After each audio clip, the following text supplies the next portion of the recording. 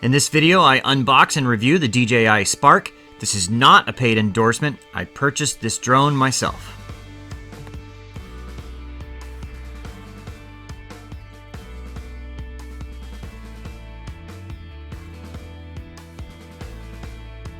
Alright guys, so today I'm going to be doing a review of the DJI Spark. I just got it yesterday, haven't even flown it yet. I've done a little bit of research on it, had excellent reviews, and came recommended by several people. This is the Fly More combo pack. It came with an extra battery, the battery charger. It also has a controller that comes with it. You can just use your phone to control it, but the controller will give you the extra range that you really want with a drone. MSRP for these, just as they are, is $499. I think it was another $120. The controller alone is an extra $120 if you buy that separately, and then the battery, the case, and all that, so it's a pretty good deal. So I'd recommend doing that if you're going to get this drone.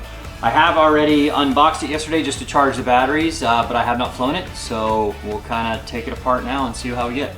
Packaging was pretty good. I did like how it came. It comes with this little carry case. In this case is your remote controller right here, and then you have your blade guards, and of course you have your charging equipment there. And also in this little front pocket is the charging pad for the batteries, basically. So I'll kind of show you how that works. And then the other part of the packaging is, it's kind of a cool little case. I wasn't expecting this. I was expecting just basically for it to be wrapped in some cheap stuff. But this is kind of cool because you can actually reuse this, which I definitely will be doing. So it comes in a nice little case. The drone itself had one battery attached to it and one extra battery here, plus then your extra blades. This drone is tiny. It's super light. I'm going to Thailand, and anything under 4 pounds you don't have to have registered and all that. So this thing is only like half a pound. So I think I should be okay on that. I mean, you never know how it's going to go dealing with that stuff over there, but we'll see. But it's really small. The camera is fully gimbaled. It's pretty nice. I'm really impressed with the size, and hopefully it'll function just like that too. One thing I was not impressed with is it does have instructions, but they're in this little package right here. And these are instructions which are written in about 18 different languages. You got one for the propeller guards, you got the charging hub, you got the guidelines, you got the combo. I mean, it's all a bunch of different stuff. The writing on this is tiny. It's just not user-friendly to look at this. It's small and not very well put together, in my opinion. So your best bet would be to look online. Maybe do some tutorials on how to fly it. And actually, one thing that's been fully recommended before you go fly is to do a firmware update on this guy. So I am going to check into that now, get the firmware update to make sure we don't have a crash on our first flight. That firmware update took about 10 minutes, so it drained about 25% of the battery. Thing is that they want you to update both batteries. Apparently the batteries have their own firmware too. So I'll slide my other battery in and turn it on, and there we go. Okay, so the controller is designed to work with your cell phone, or you can just fly from your phone itself, but like I said, I'd recommend getting a controller. It's a lot easier to fly that way, and it increases the range. The thing I don't like about the controller is I have a very thin case on my phone, but it still does not slide into the controller that way. So you actually have to take your case off your phone. I mean, I guess you can wedge it in there, but I don't like doing that. So you have to take your phone out of your case, and now it slides in there pretty well. So if you have one of those big OtterBox cases or something like that, it's just not gonna work.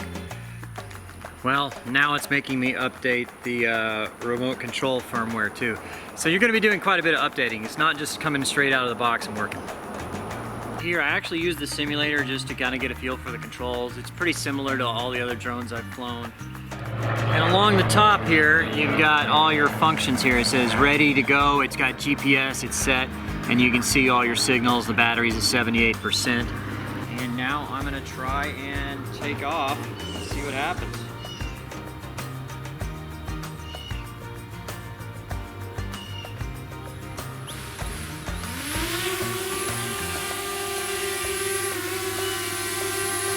right, pretty cool. It took off all on its own. I'm gonna go up a little. Most crashes, whether it be a drone or an airplane, tend to happen at takeoff or landing. DJI is getting around this problem because they have an automatic takeoff and landing. It adjusts for ground effect and takes some of the risk out of flying it. This is actually my second flight in the drone. The first one went well, but I was a little jerky with the controls and thought I could do better and make a little bit better quality video for you guys to watch, so I did take two. Part of the reason I bought this drone is because of its smaller size, although I didn't think about the fact that when the drone gets far away from you, it is very difficult to see, especially through trees and such. The controls are pretty sensitive but easy and straightforward. I think anybody could fly it. The display is pretty neat. It has a range function, so you can tell how much range you have left, and it also has a flight time timer that counts down how much flight time you have left. You can pan the camera up and down, although it does take some getting used to as it's quite sensitive, and to make it look smooth is difficult. Okay, so now I'm gonna land this thing, let it do it on its own. Normally, with my old drone, I would just catch it. I'm gonna let this one do its thing.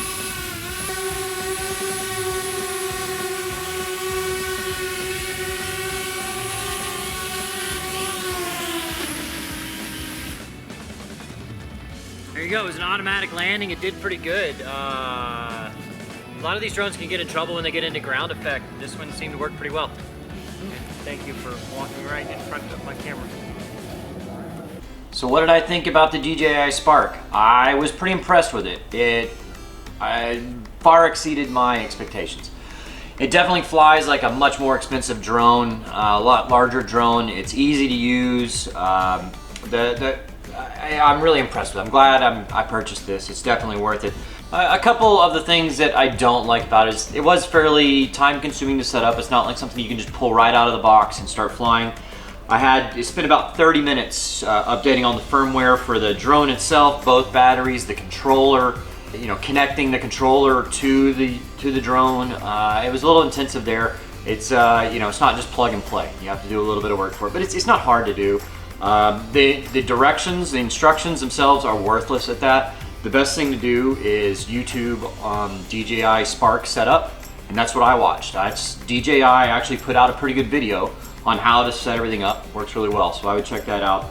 The controls are a little touchy, in my opinion, but I think you can recalibrate that in the app, because the key, in my opinion, to a good drone footage is smoothness. Everything needs to be smooth, nice smooth turns, and you got to keep moving. Don't, as you turn, don't stop and turn. You got to keep moving in the turn, and you got to make that really smooth. The camera itself I thought was great. It's only 1080p, but really that's all you need. I shoot my other drone in 4K. I really don't even need to. It's hard to edit because it's such a large, it's hard to edit 4K footage because it's such a large file, and my computer is 3 years old, and it's extremely slow already trying to edit with 1080p. So I think the gimbal is great. It was nice and stable footage. It was worth it in my opinion. Absolutely. I would buy it again.